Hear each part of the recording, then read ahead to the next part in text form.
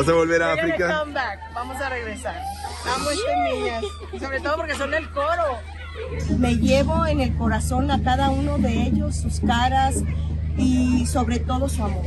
Me ha cambiado la vida estar experimentando tanto amor con los niños. Trabajo aquí, conviviendo con los trabajadores, también riéndonos, llamándonos musungos y aprendiendo más palabras de ellos. ¿Y qué es Musungo? Musungo, un hombre blanco y hasta yo paso por musungo. Muy feliz, tan feliz, los voy a extrañar mucho. This has been one amazing experience Ha sido una experiencia maravillosa, because this is church. porque esto es iglesia. Aquí hemos visto que con música y baile la gente es feliz, así es que esta es la mejor enseñanza que me voy a llevar. Siento contenta y feliz ser parte de River Church y poder dar un poquito de lo que Dios me ha dado y de lo que he aprendido. Pero con solo ver a estos niños contentos, sonreír, eso nos da toda la satisfacción en el mundo.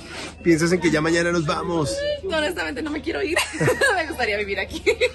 Súper emocionada y feliz por estos niños, lo que Dios hizo y lo que River está haciendo. Difícil es irme de aquí con tantos niñitos abrazándome, pidiéndome que no me vaya, es muy difícil. He aprendido varias cosas como valorar todo lo que tenemos, que todo lo material no vale. Aquí como ellos están viviendo, a comparados con como vivimos en los Estados Unidos, tenemos todo y nosotros lo damos por sentado. Regresaría otra vez a hacer bendición y ayudar aquí a estos niños. Es algo increíble, cambia la vida totalmente. La verdad que me siento emocionado de haber llegado a este lugar y haber estado con ellos y convivido por mucho tiempo. Y eso la verdad que alegra mi corazón. Era una escalera la que Caco veía. Era una escalera la que Caco veía.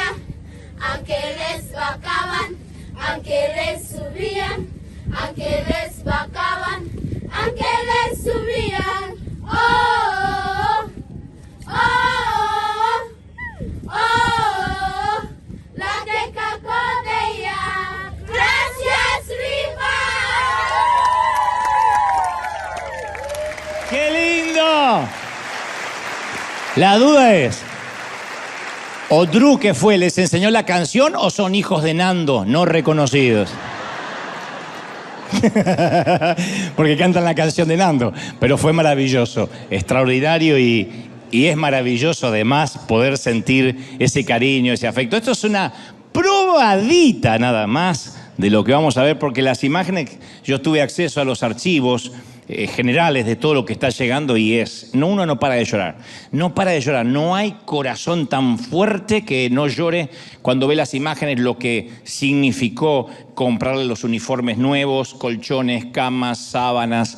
En 20 días se hizo algo totalmente fuera de lo común, totalmente atípico, divergente y tiene que ver con iglesia. Así que otra vez, a los que están del otro lado, que no dejan de sembrar durante toda la semana, gracias por confiar en nosotros, que no solo en este caso pusimos la atracción a sangre, sino también los recursos y ustedes son parte de esos recursos. Gracias, esta es tu semilla, esta es tu siembra.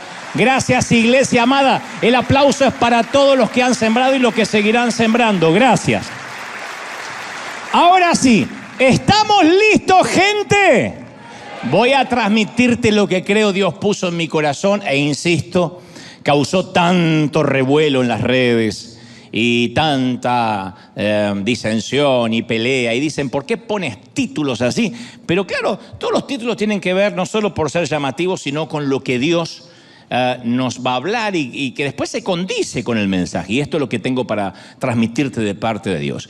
Imagina que tienes a una hija y te entregan una nota con la información acerca de cómo va a ser su vida.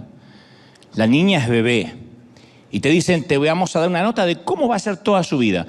Y aún mejor te ofrecen una goma de borrar y te dicen lo que podrías quitar, lo que podrías corregir de lo que no te gusta de lo que va a ser su vida. Te dan 5 minutos para corregir, para evitarle cualquier cosa que no te gusta, que vas a leer que le va a pasar. Te enteras, por ejemplo, inmediatamente leyendo esa hoja de vida que tendrá un problema de dislexia.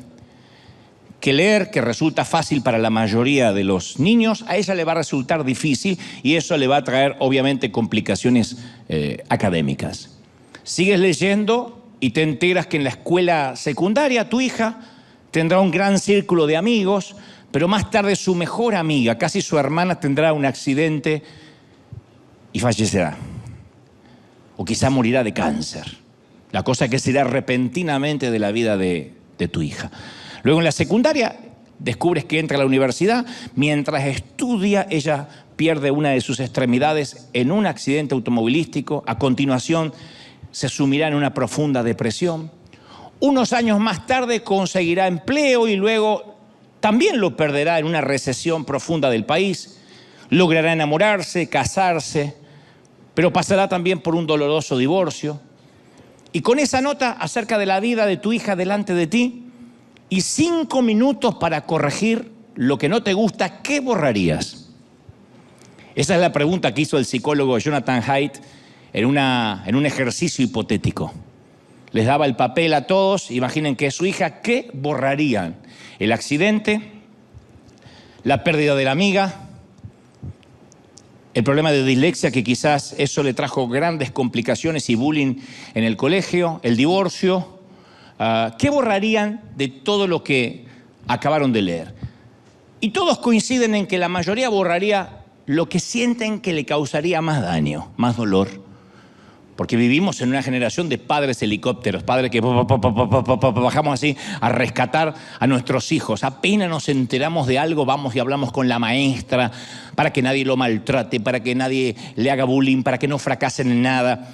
Los que somos de esta generación, ni siquiera los padres se molestaban en conocer a nuestra maestra. Veníamos con un ojo morado así, se me pegó el maestro y algo habrá hecho, decía el viejo. ¿Se acuerdan? Ahora no. Ahora vamos enseguida y los rescatamos para que no sufra. Ahora, ¿sería buena idea evitarle a nuestros hijos cualquier sufrimiento? ¿Cualquier adversidad? ¿Sería buena idea? No es lo que queremos. Digo si sería buena idea. Nadie quiere que tenga adversidad. ¿Será posible que la adversidad los termine formando? ¿Será posible que la adversidad sea lo que los haga crecer como a nosotros? Pablo, el apóstol, creía que el sufrimiento llevaba sí o sí al crecimiento, que el sufrimiento produce personas más exitosas, más efectivas. Romanos 5:2, Pablo afirma, porque sabemos que el sufrimiento produce perseverancia. Sin sufrimiento uno no persevera. El sufrimiento es lo que hace que uno tenga resiliencia. La perseverancia, dice Pablo, produce entereza de carácter. Alguien que se para frente a las tormentas, que las resiste, y si se dobla como el junco, se vuelve a enderezar. Y la entereza de carácter produce esperanza. Ese es el camino hacia la esperanza. Empieza con la adversidad. Todos oramos para tener esperanza, pero sin adversidad no se consigue tener esperanza. Obviamente a todos nos gusta una vida normal, sin alteraciones. Pero a todos, sin excepción, en algún momento nos llega una temporada de crisis. Quien diga a mí nunca me llegó una temporada de crisis, o está mintiendo o vive dormido, porque la crisis llega. Tal vez un colapso económico, un ser amado que parte a la eternidad antes de tiempo. Cuando digo antes de tiempo es que no se va de viejito, sino que un accidente, un infortunio, una tragedia nos lo quita. Nos descubren en un análisis de rutina que tenemos un tumor maligno que hay que empezar a tratar. O nuestro hijo toma un camino que deshonra todo aquello que le enseñamos y todo aquello en lo cual creímos, y de repente nos deshonra. No queremos ni que miren las redes sociales de nuestro hijo porque nos avergüenza. Cierta vez yo conocí a una mamá que el bebé que tenía en su vientre le habían diagnosticado grandes defectos cognitivos. Y los amigos no sabían qué decirle. Entonces algunos decían, no, el bebé está sano, tienes que confesarlo, tienes que tener fe. Y oraban por la pancita de la mamá. Y todos se pusieron a orar y el bebé no nació sano, como suele pasar. Entonces algunos decían, miren que los ateos, los inconversos, los están observando. No lloren, no se entristezcan, muestran que tienen gozo y victoria. Otro decía, Dios los debe amar mucho, los ama demasiado, por eso les dio un hijo retardado, porque los ama mucho. Ni siquiera te voy a decir lo que sintió esta pareja con ese comentario tan ridículo, ¿no? Lo que les provocó.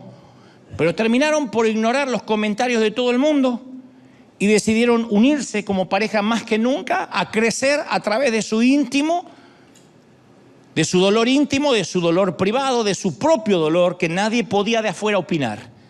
Hoy ellos afirman que no renunciarían a ese crecimiento maravilloso que tuvieron como pareja, como familia, por tener un hijo más saludable, no lo cambiarían. Y no lo dicen como resignados, ellos dicen que esa experiencia los hizo mejores personas, sacó la mejor versión de sí mismos. Claro, a nadie le gusta ver a un hijo enfermo, o con una minusvalía, o limitado, pero cualquier crisis, sea lo que sea, nos lleva a un embudo, a una pregunta: ¿sobre qué puedo edificar mi vida de manera que las circunstancias no me roben la felicidad? ¿Sobre qué tiene que estar edificada mi vida para que, pase lo que pase, yo siempre siga teniendo gozo? Los investigadores observaron que las personas que son capaces de enfrentar la adversidad terminan siendo más fuertes que antes. Hay toda una generación de cristal que se ofende por cualquier cosa, que un vientito ya, no voy mal a la iglesia porque me miraron mal, me sacaron mi asiento. Que acá no pasa, pasa en el otro servicio. Pero hay otra generación que se ha hecho fuerte, a fuerza de que de golpes. Y así como existe el estrés postraumático, los investigadores hablan del estrés o del crecimiento postraumático. Del crecimiento postraumático, los traumas que hacen que nos desarrollemos, que tengamos otro carácter. Y estos investigadores sostienen que la adversidad conduce al crecimiento. La adversidad nos hace fuertes, o sea, la adversidad nos lleva a crecer más que ninguna otra cosa que pueda existir. La adversidad es lo que nos hace crecer. Muéstrame una mujer, un hombre que tuvo adversidad en su vida y yo te voy a mostrar a alguien con carácter firme, no necesariamente amargado o amargada. Porque en la adversidad descubrimos de qué estamos hechos. Un líder, ¿cómo se muestra un líder? Y en tiempos de pandemia, en tiempos de tempestad, de zozobra, en tiempos de los vientos golpean la barca, ahí es cuando se para un líder. En los tiempos de recesión, en los tiempos de guerra. Uno ve lo que tiene dentro como si apretara un dentífrico. Y a veces decimos, yo nunca podría pasar lo que pasó a esa persona. Yo creo que si estuviera en su lugar me moriría.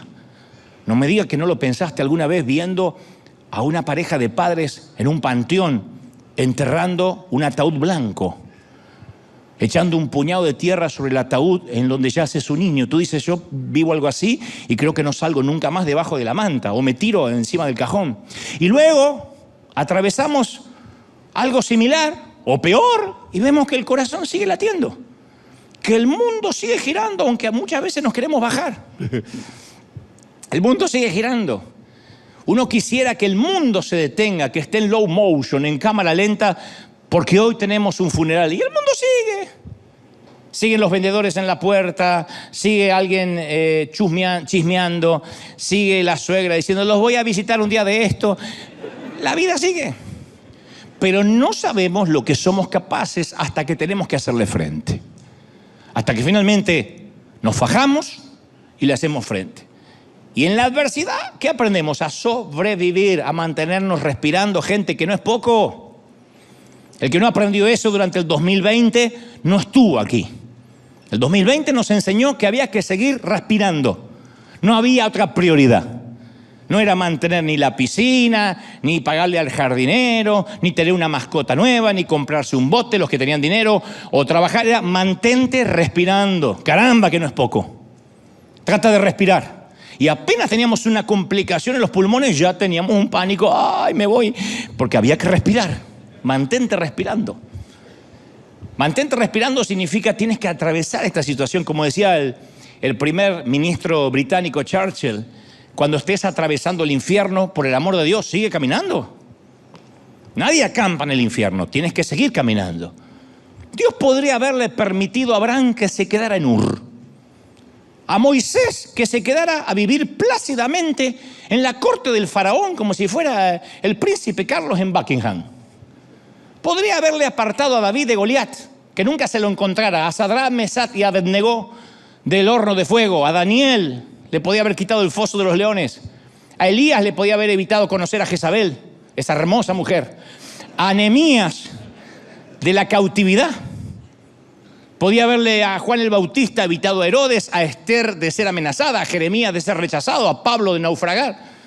Pero Dios utilizó todo ese crisol de pruebas, ese tamiz, ese colador, para producir en ellos perseverancia, resiliencia, carácter. Y permíteme ser brutalmente honesto, que no es lo mismo que bruto y honesto. Brutalmente honesto. Uno creen que hay que ser bruto y honesto y ofenden a todo el mundo. No, brutalmente honesto.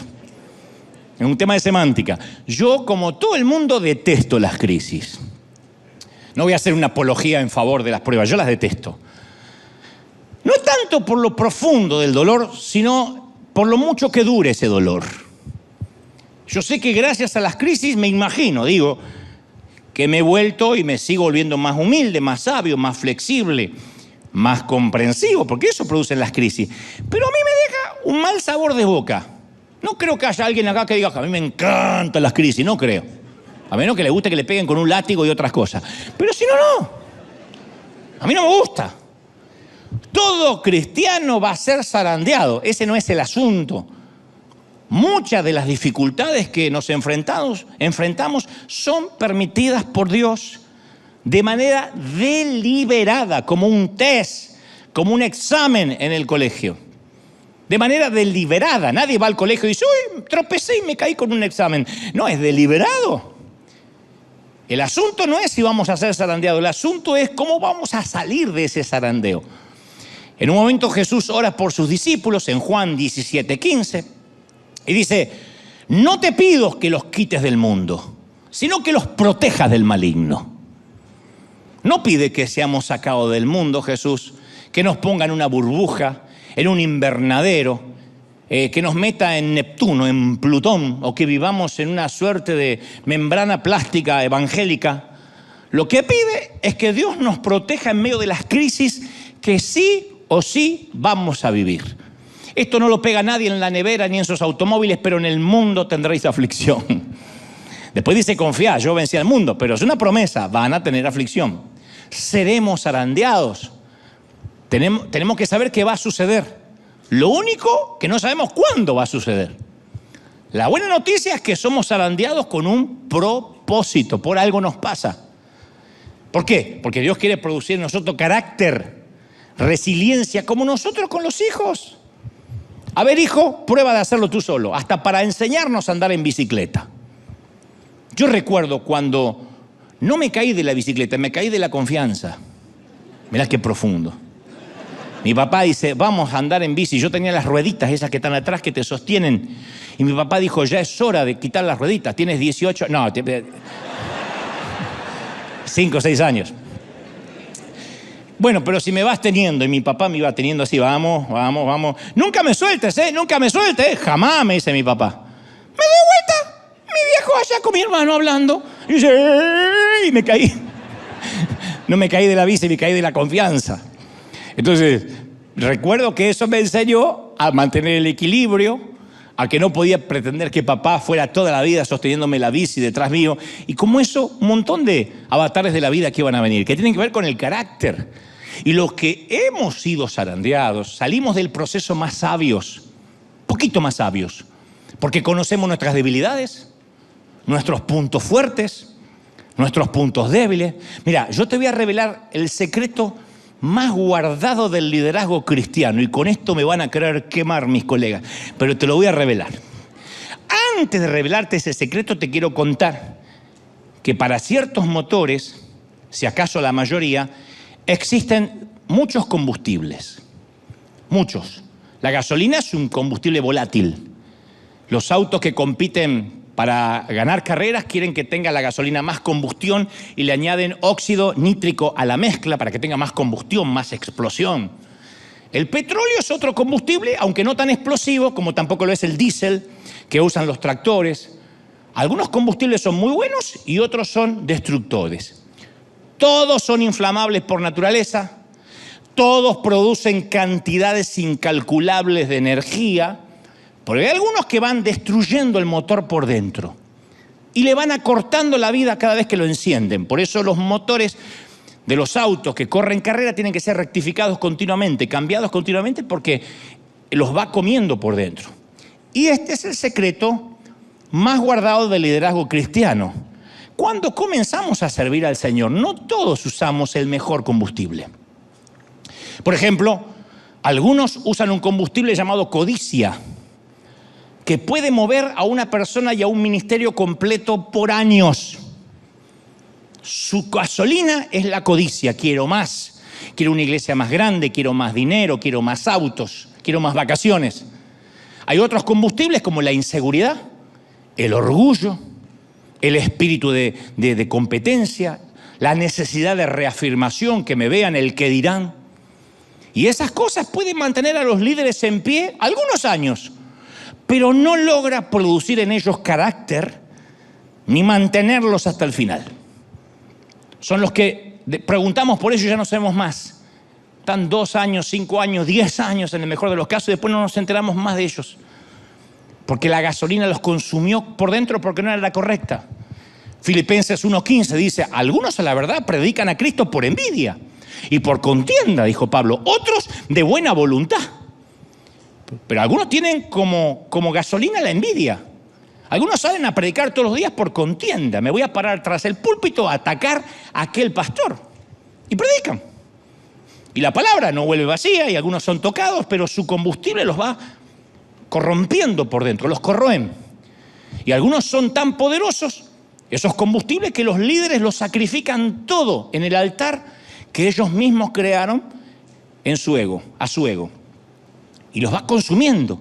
Ahora, todos queremos servir a Dios, pero en el fondo, todos en algún momento hemos usado diferentes tipos de combustibles. Si no, no habría gente que se va de las iglesias, como aquí, que dicen, me voy porque no me dejan servir. No, se van porque aquí no los ven servir, que es diferente.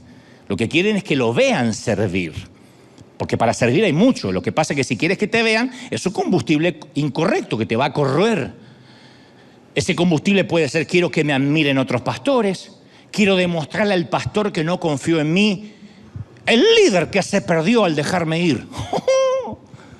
Son como las ex o los ex que viven para demostrar lo feliz que son y apenas se divorcian sacan una foto. Me hice las nalgas, ya está. Con mi parte del divorcio y la jeta. Lo quieren demostrar. Pero todo lo hacen para demostrarle al otro, mirá lo que te estás perdiendo. Bueno, hay algunos que toda su vida el combustible espiritual es eso, demostrarle al otro, al pastor que no confió en mí. Yo quiero tener multitudes al precio que sea. Quiero ser famoso, quiero ser número 1, me dijo uno alguna vez. Yo no nací para ser número 2, yo quiero ser number 1. Otros dicen, quiero servir a Dios para que me paguen un sueldo, para que me paguen un salario. Y es combustible equivocado. Y empiezan con ese combustible, los echa a andar, pero a la larga no los puede sostener. Por eso Dios interviene y en plena altura crucero, algunos que ya estamos en el ministerio, incluso en pleno vuelo, a plena velocidad crucero, interviene Dios y nos zarandea para cambiarnos el combustible. Y como Dios no quiere sacarnos completamente del ministerio porque nos ama demasiado, permite el zarandeo en la mitad del vuelo como una turbulencia para que salgan a luz las motivaciones equivocadas y cambiemos el combustible que nos viene impulsando. Te lo digo porque yo he estado ahí. Lo que me trajo hasta acá fueron las turbulencias en vuelo. Yo también comencé, aunque diciendo quiero servir al Señor, inconscientemente para que me vean, para demostrarle a mi mamá, a mi papá, a aquel pastor, a aquel que yo puedo, y de repente ese combustible te empieza a corroer. Y en plena altura crucero viene el zarandeo. Pedro seguía a Jesús, pero el zarandeo iba a cambiarle el combustible para que pudiera sostenerse luego de la resurrección y la persecución que iba a venir. Porque solo una motivación correcta, solo el verdadero carácter es lo que nos va a sostener hasta el final. No hay otra cosa que te sostenga. Vas a comenzar a servir en la iglesia y te van a ofender, porque en la iglesia trabajamos con organismos vivos, con gente que ofende. ¿Por qué? Porque tú ofendes, porque yo ofendo, porque todos ofendemos. Y el que dice, al final en la iglesia hay más gente peor que afuera. ¡Lógico! Acá están todos enfermos. Y acá hay gente que ofende, gente maleducada, gente neurótica y de la otra. Y esa gente viene y te va a ofender. ¿Qué te va a sostener? El carácter. No que te traten entre algodones, el carácter. Por eso insisto, no tenemos que orar para que Dios nos libre de ese proceso, sino que aprendamos a atravesar ese proceso del zarandeo. Es la prueba, pero es una prueba dentro de un ambiente controlado. Es un test que no se le escapa de la vista a Dios. Es un ambiente controlado. Es un proceso, el zarandeo, que está bajo el estricto control de Dios.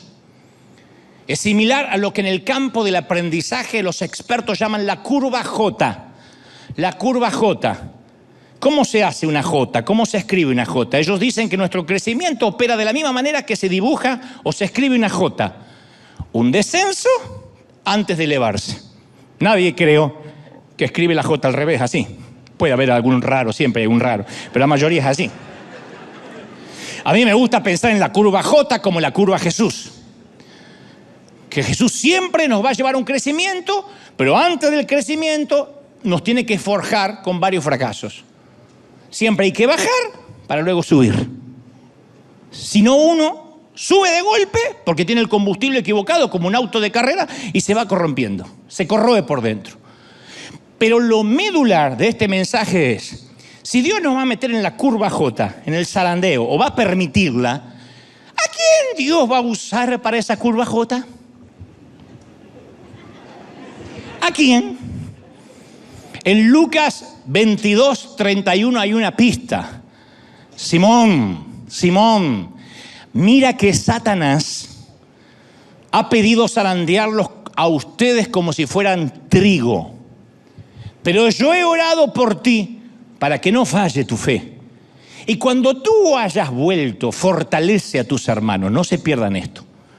Jesús le dice a Pedro que Satanás los pidió para zarandearlos como se zarandea el trigo en la era, para separar lo bueno de lo malo. Ese es un zarandeo, separar lo bueno de lo malo, cambiar el combustible. Y acto seguido, Jesús anima a los discípulos diciendo que ha orado por ellos para que su fe no falle. Nunca esto me pareció a mí tranquilizador. A mí me hubiese gustado algo como: yo he puesto una orden de restricción a Satanás. Algo como predican los pastores empoderadores de ahora. Dios puso un cerco para que el diablo no te toque y no te va a tocar y no te va. A mí me encantaría eso. A mí me... Pero no es lo que dice. Jesús no va a poner una orden de restricción, no va a evitar el zarandeo. Y luego añade, cuando hayas vuelto, fortalece a tus hermanos. No dijo, si llegas a salir de esta, espero que por lo menos seas un fortalecedor. No, vas a salir. O sea, deja claro que el zarandeo del enemigo está plenamente controlado y monitoreado por Dios. Siempre Dios tiene un plan. En otras palabras, Pedro, yo estoy orando por ti. He intercedido a mi Padre y hemos concluido en lo siguiente: vas a negarme 3 veces, vas a llorar, cuando llores te vas a arrepentir, cuando te arrepientas te vas a convertir en una roca y sobre esta roca, sobre ese carácter voy a edificar mi iglesia. ¿Está claro? Chao, que la pases lindo. Notemos quién tiene el control. En Job 38:11 Dios dice que Él limita hasta las olas del mar. No es que, y el tsunami lo trajo el diablo porque quiso. Dice la Biblia, hasta aquí llegarás y no pasarás adelante y hasta allí llegará el orgullo de tus olas. Dios le habla al océano. Esto significa que si Él controla hasta el océano, es que, aunque Satanás tenga un plan, tiene que pedir permiso.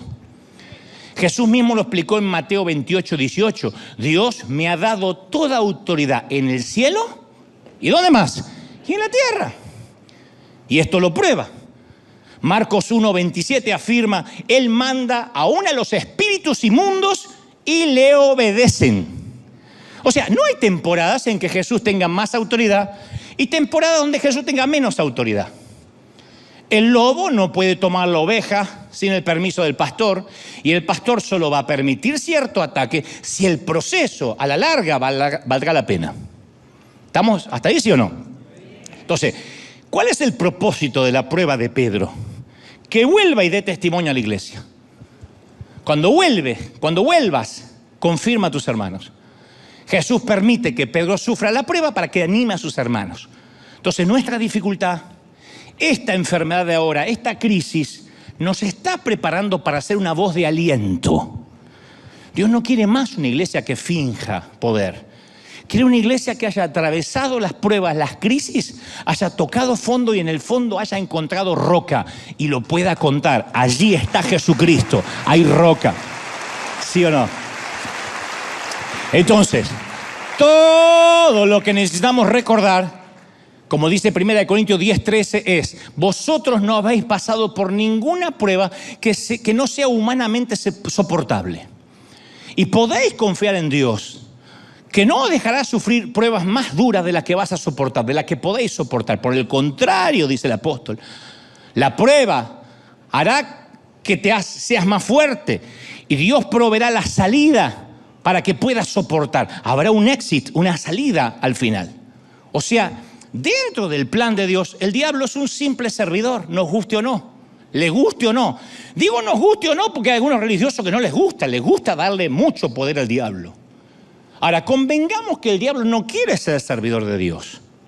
No se levanta a la mañana, se pone los cuernos y dice: qué gana de servir a Dios. No es así. No tiene la intención de servir a los propósitos de Dios. Nada le gustaría más que levantar su propio reino. Pero no puede. No puede tener total autonomía, no puede. Y cada vez que el pobre procura el progreso de su propia causa, termina promoviendo la causa de Dios. Ese siempre fue el patrón del diablo en toda su existencia. ¿Se acuerdan de Sara, la esposa de Abraham? Dios le prometió un hijo, ella no podía tener hijos, era estéril. No solo ella tenía un problema, él también era el problema de la vieja y del viejo, porque había que haber doble milagro ahí, ustedes me entienden. Durante mucho. ¿Qué hizo Satanás? Usó la cuna vacía para agitar la tensión, la disensión, la duda. El enemigo quería que Sara no confiara en Dios. Y le salió el tiro por la culata. Porque la maternidad de la anciana de 90 años dejó un legado a las generaciones que dice que Dios siempre guarda lo mejor para el final. Que aun cuando estés viejecito, viejecita, Dios te puede sorprender. ¿Y Moisés? ¿Qué me decide Moisés? Satanás y sus hordas celebrando el día que el joven príncipe tuvo que huir de Egipto. Pensaba que había hecho descarrilar el plan de Dios cuando en realidad jugó a favor de Dios. Dios usó la derrota y el desierto para entrenar a Moisés. ¿Y Daniel? Satanás celebraba cuando se llevaban cautivos los jóvenes de Jerusalén. Dijo: ya está, aislé y puse en cautiverio a los jóvenes más piadosos. Nuevamente el efecto boomerang. Lo que Satanás pensó que era cautividad, Dios lo transformó en realeza. Y Pablo, Satanás esperaba que la prisión lo iba a silenciar. Y sí, la prisión silenció su púlpito, pero desató su pluma. Las cartas a los Gálatas, Efesios, Filipenses y Colosenses fueron escritas desde la cárcel, desde la celda. O sea que Satanás ayudó a que se escribiera el Nuevo Testamento. El ganso ayudó a que se escribiera gran parte del Nuevo Testamento. Pedro es otro ejemplo. Trató de desacreditar a Jesús, Satanás, haciendo que Pedro lo negara. Y el plan resultó al revés. Porque en vez de ser un ejemplo, Pedro, de hasta dónde puede caer una persona, hoy es un ejemplo de hasta dónde Dios puede extender su gracia. Entonces, cada vez que Satanás arma un plan, le termina explotando en la cara. El diablo es el coyote de la Warner Brothers. Cuando se lo imaginen, quiero que siempre a partir de ahora lo vean como el coyote. No lo vean con alas rojas, con cara de suegra. No, tiene la cara del coyote. Desgarbado, comprando marca Acme. ¿Te acuerdan los intentos fallidos del coyote de la Warner para atrapar al correcaminos? Y sus productos marca Acme. Porque deja en claro Dios quién es el que dirige la tierra. Satanás puede pavonearse todo lo que quiera, pero Dios es el que tiene la última palabra. Entonces, durante toda la vida, el enemigo hizo el papel del coyote. 2 veces. La Biblia solo 2 veces corre la cortina del espacio y el tiempo y se nos permite echar un vistazo a la apuesta más tonta de la historia. Satanás era un ángel, Lucifer, que no se contentó con estar cerca de Dios. Él quería estar por encima de Dios. No estaba satisfecho de adorarlo, quería su trono. Y según Ezequiel tenía una belleza sin comparación. Ezequiel 28:12 dice: tú eras modelo de perfección, lleno de sabiduría, de perfecta belleza. Estabas en el Edén, el jardín de Dios, adornado de toda clase de piedras preciosas y caminabas entre las estrellas. Tu conducta fue perfecta desde el día que fuiste creado hasta que apareció en ti la maldad. El tipo caminaba pechito de paloma como un argentino por las nubes así. Era una mezcla de Ronaldo con el talento de Messi. Y las ganas de Chicharito. Y tanto Ezequiel como Isaías, describen al ángel más hermoso que cualquier criatura, sin embargo, más necio que cualquier otro ser que haya vivido. Porque el orgullo fue su caída. Entonces, la mayoría de los entendidos teólogos leen en Isaías 14:13 la descripción de la caída de Lucifer. Dicen que eso habla de Lucifer, yo lo creo. Dice: voy a subir hasta el cielo, en palabras de Lucifer. Voy a poner mi trono sobre las estrellas de Dios. Voy a sentarme allá lejos en el norte, en el monte donde los dioses se reúnen. Subiré más allá de las nubes más altas y seré como el Altísimo. No son palabras de Nabucodonosor, son palabras de Lucifer. Y debido a que trató de ser como Dios, cayó delante de Dios a través de la historia, y él se ha pasado la vida tratando de convencer al hombre que haga lo mismo, que caiga. Esa fue la estrategia que usó para decirle a Eva: come de este fruto y seréis como Dios. No cambió. Es tan egocéntrico ahora como lo era entonces. Es tan necio ahora como lo era entonces. Es tan limitado ahora como lo fue entonces. No lo olvide, todos los ángeles son inferiores a Dios, todos. Dios es omnipresente, está en todas partes a la vez. Los ángeles no pueden estar en todas partes a la vez. No pueden reproducirse, son asexuados. De manera que los ángeles que cayeron nunca se reprodujeron. La humanidad siempre fue creciendo. Son demasiado pocos demonios para tanta gente.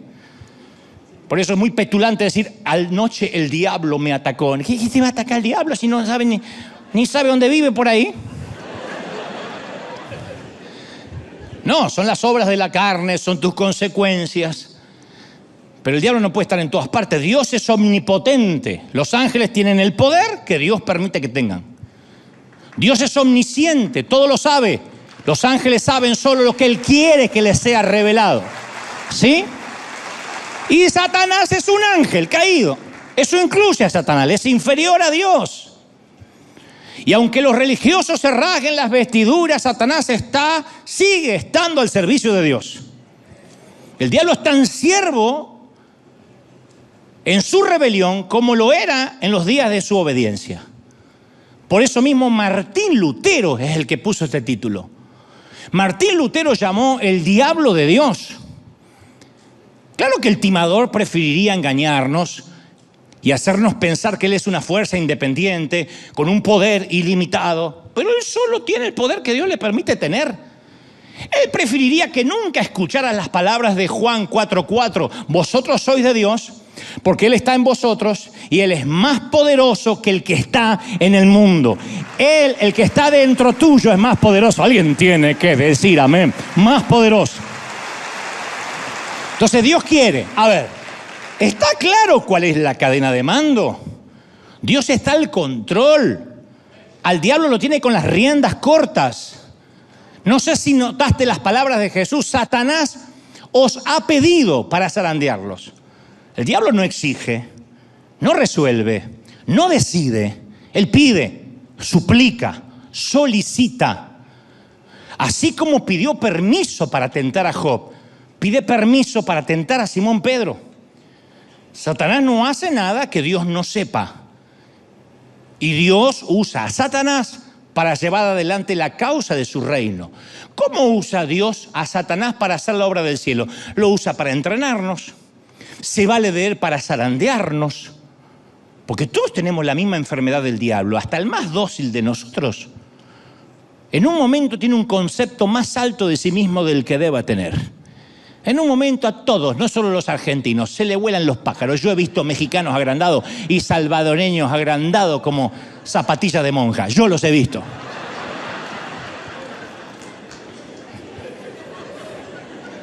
Tal parece que Pablo también.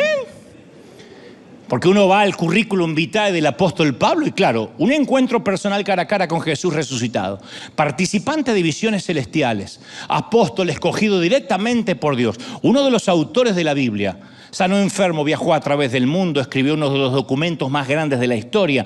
Pocos pueden igualar los logros de este prócer llamado Pablo. Y capaz que Pablo empezó a picarle el bichito y se empezó a autofelicitar. Y Dios, que ama a Pablo y odia el orgullo, lo protege a Pablo del pecado. Y obviamente, ¿a quién usa? A Satanás. Segunda de Corintios 12:7, por eso, para que yo no me creyera más de lo que soy, dice el apóstol, por tantas revelaciones maravillosas que tuve por haber ganado el campeonato del fin del mundo en Qatar. No sé si estaba eso, pero creo que lo hubiese mencionado. Se me ha dado un sufrimiento, una espina clavada en el cuerpo, un emisario de Satanás que vino a maltratarme. No se nos dice la naturaleza de su espina, pero se nos dice el propósito, el origen, para que Pablo siga siendo humilde. Un emisario de Satanás. El emisario pudo haber sido un dolor, una debilidad, una persona que le causaba aflicción, pero sí sabemos que ese emisario lo controlaba Dios. 3 veces le pedí al Señor, no dijo, me puse a reprender al diablo. 3 veces le pedí al Señor que me quitara el aguijón. Y el Señor me dijo, que te baste mi gracia, mi poder se perfecciona en tu debilidad. No te lo voy a quitar. El emisario estaba mandado por Dios, no te lo voy a quitar. Dios podía quitarlo, pero le dijo al emisario, te quedas ahí. Y el emisario, mire que si quieres jefe yo me voy. No, te quedas ahí. Si quieres jefecito, no pincho más, te quedas ahí. Otro ejemplo, la tentación de Job. Job 1:6. Llegó el día en que los ángeles debían hacer acto ante la presencia del Señor y entre ellos se presentó también Satanás. El tipo se metió entre los ángeles. Buenas, está Gabriel. Y dijo Jehová a Satanás, ¿de dónde vienes? Responde Satanás a Jehová y dice, de rodear la tierra, de andar por ella. Anoche estuve en la casa de esta molestándola, a la que dijo el diablo. Satanás fue directo a Dios a hablar con él en el cielo. De hecho, Apocalipsis dice que lo hace día y noche acusando a los santos. El tipo entra. Sin embargo, considera el argumento de Satanás ante Dios. Estuve viendo a Job.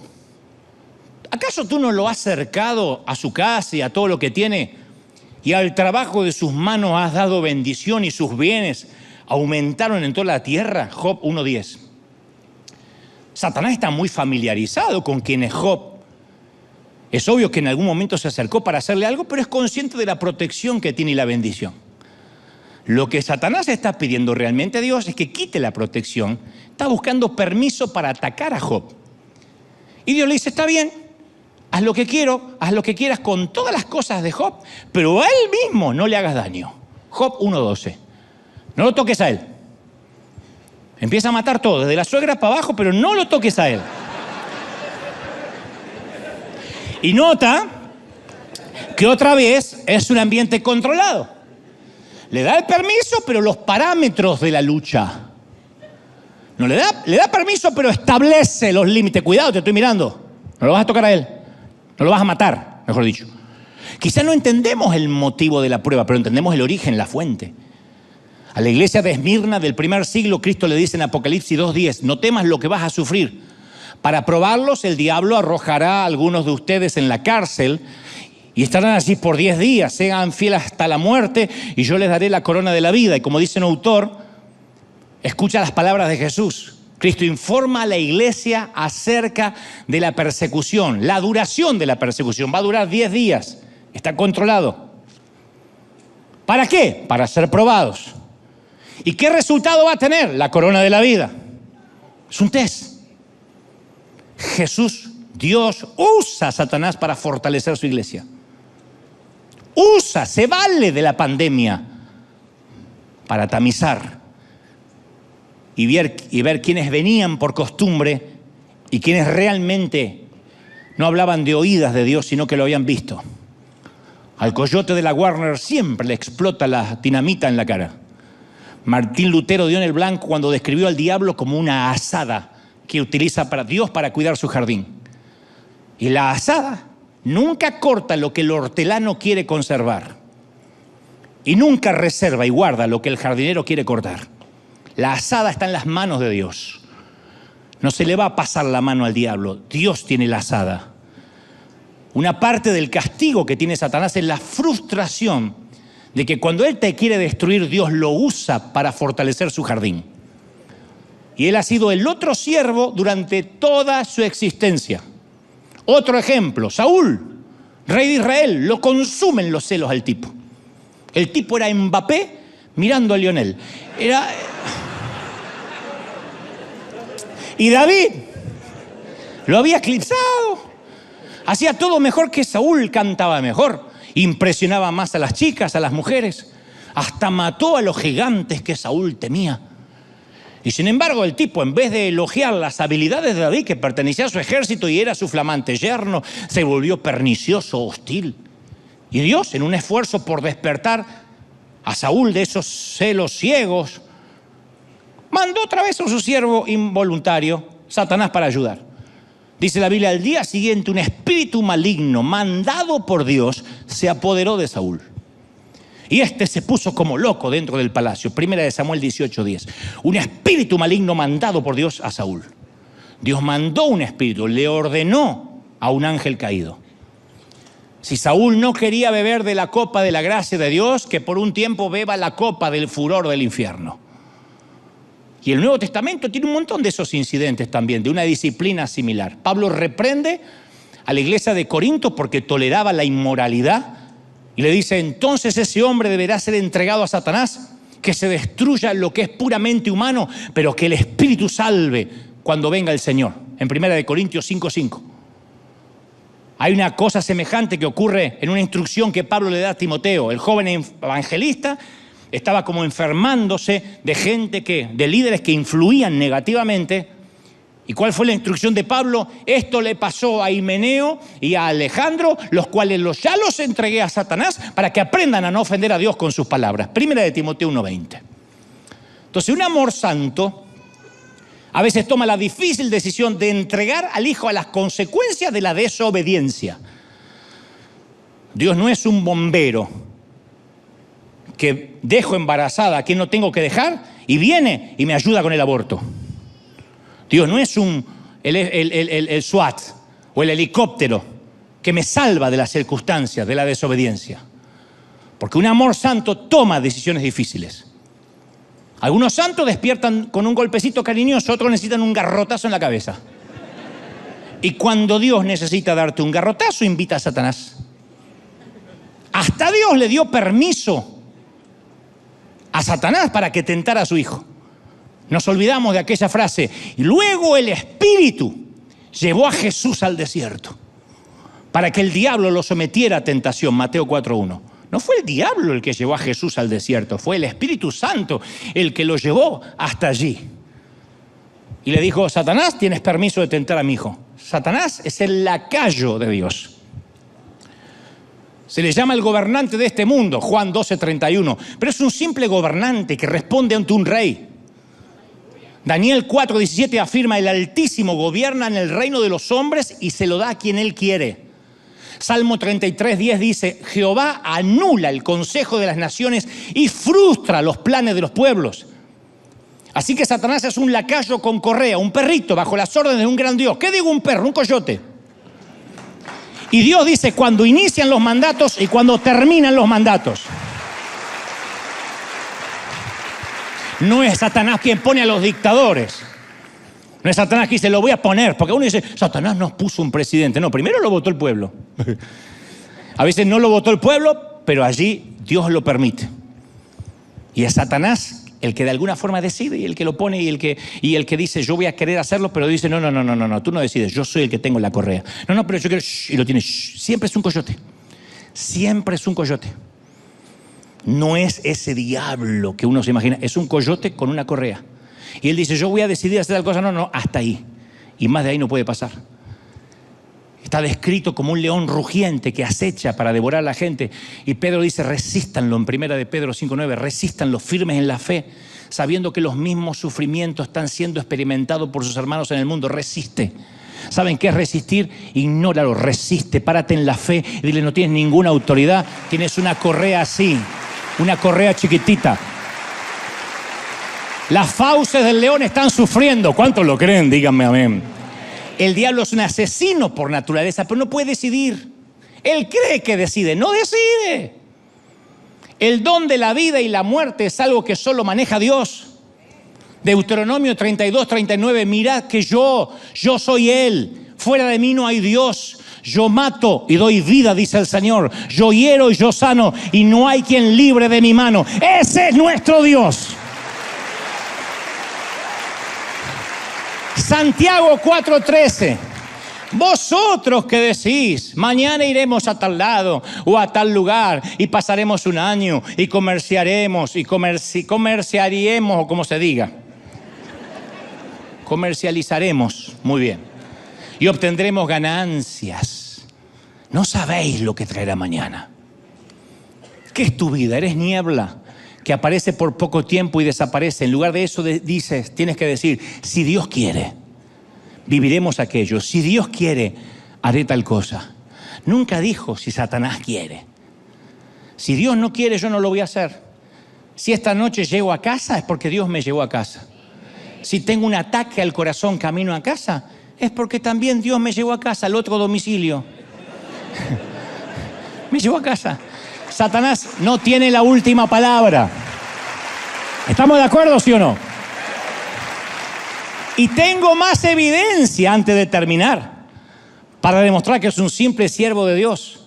2 de Corintios 4:4 dice, el Dios de este siglo cegó el entendimiento de los incrédulos. Hay un Dios de este siglo, Satanás, que cegó el entendimiento de los ateos. Claro, él es un gran cegador. De hecho, algunos de ustedes, si no es aquí, allí en casa, están ahora ciegos, lo que significa que me están escuchando y este mensaje no los conmueve y capaz que solo están mirándolo para refutar o para criticar el mensaje. Y es porque están ciegos. No tienen papilas gustativas espirituales. Pueden que el mensaje los enoje, pero no les despierta adoración, ni pasión, ni celo, ni amor, ni resolución por obedecer. Porque Satanás es un gran cegador. La pregunta es poderoso en su cegamiento? ¿Tiene la última palabra? ¿O Dios es el que hace irrumpir la luz en la vida cuando quiere? Pablo dice en 2 de Corintios 4:6, de las tinieblas resplandecerá la luz. Y resplandeció en nuestros corazones para la iluminación del conocimiento de la gloria. Cuando Dios se propone encender luces en tu corazón, no hay demonio que lo pueda detener. Dios enciende y dice, a mirar, a verme con ojos nuevos. ¡Wow!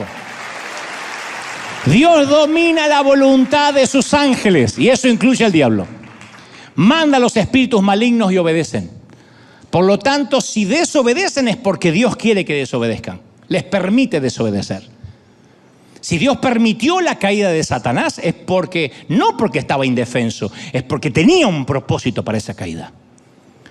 Y tal vez hoy estemos en una temporada de zarandeo, como empecé el mensaje. Y esta temporada es de tanta importancia como la temporada de cosecha. Muy importante. Porque el proceso de zarandeo nos refina, nos entrena. Nuestra oración durante esta temporada de zarandeo tiene que ser, no pedir, Señor, no quiero ser más zarandeado, sino, Señor, ayúdame a atravesar bien el proceso. ¿Están conmigo, sí o no? Que mi fe sea ratificada. El entrenamiento de David se produjo en cuevas del desierto, no en los pasillos de mármol del palacio. El entrenamiento de José fue en las prisiones de Egipto. Moisés aprendió y se volvió humilde mientras trabajaba como pastor en las arenas del Sinaí. A Jacob se le asignó el profesor Labán como instructor por 14 años. Y cada uno de estos líderes, cuando se enfrentó a un reto difícil, tuvo la oportunidad de vengarse, de negarse, de echarse atrás o escapar. No hicieron nada de eso. David se convirtió en uno de los mayores reyes que tuvo Israel. José se convirtió en el segundo hombre de autoridad de Egipto. Moisés sacó a 2 millones de personas o 3 millones de personas de la esclavitud. Jacob se convirtió en el padre de las 12 tribus y ayudó a poner los cimientos para la gloriosa venida del Mesías. ¿Dónde? En el zarandeo, en el cambio de combustible. Y yo sé que por ahí a alguno aquí todavía le cuesta imaginar, o te cuesta imaginar que lo que estás viviendo podría resultar en algo bueno. Tú dices, no me digas, ¿de verdad? No inventes. Lo que yo estoy viviendo me estás diciendo que es el diablo con permiso de Dios. Me estás diciendo que estoy en un ambiente controlado para algo. Y capaz que te cuesta concebir que esa enfermedad, que esa deuda, que esa muerte puede ser un instrumento para algo digno. Y si te cuesta todavía, te doy el último ejemplo para terminar. Yo no voy a minimizar tu crisis, pero en comparación a la que te voy a contar, tu crisis es una fiesta. Un Salvador sin pecado fue cargado de pecado. El autor de la vida lo pusieron en la cueva de la muerte. La victoria de Satanás parecía segura y por fin el diablo iba ganando por diferencia de goles. No solamente había goleado, sino que había clavado el esférico en el ángulo, pasando por encima al mejor jugador del mundo que lo había dejado tendido en el suelo. A Satanás le había salido el tiro por la culata con todo, desde Sara hasta Pedro. Pero ahora le había salido las cosas bien. Todo el mundo había visto su victoria y él ya estaba haciendo el bailecito de la victoria. Sin embargo, de repente se ilumina el sepulcro del tercer día, retumba la roca y Satanás supo que lo habían timado otra vez. Una vez más había sido la herramienta en las manos del hortelano. Aunque un día se rebeló, el pobre desgraciado nunca dejó de ser el diablo de Dios. ¿Te imaginas cómo pierde autoridad con sus ángeles? Porque le dicen, jefe, cada vez que usted hace algo sale al revés. Se pasó todo el tiempo pensando que había derrotado el cielo y en realidad lo había ayudado. Dios quería probar su poder sobre el pecado y la muerte y fue exactamente lo que hizo. Y adivina quién lo ayudó. ¿Quién crees que instigó a Judas para que lo entregue? A los fariseos para que pidan la cruz y a los romanos para que lo ejecutaran. ¿Quién crees que ayudó? El otro siervo, el viejo coyote, el legendario el coyote, trabajó para Dios en el gran plan de salvación. Y una vez más al coyote le explotó la dinamita en la cara. Solo que esta vez el cielo no es que logró algún gol en la mínima diferencia.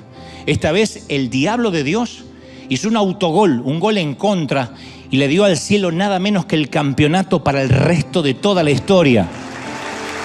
El otro siervo siempre está al servicio de... Alguien tiene que celebrar y aplaudir por eso. Alguien tiene que aplaudir más que eso. ¡Aleluya!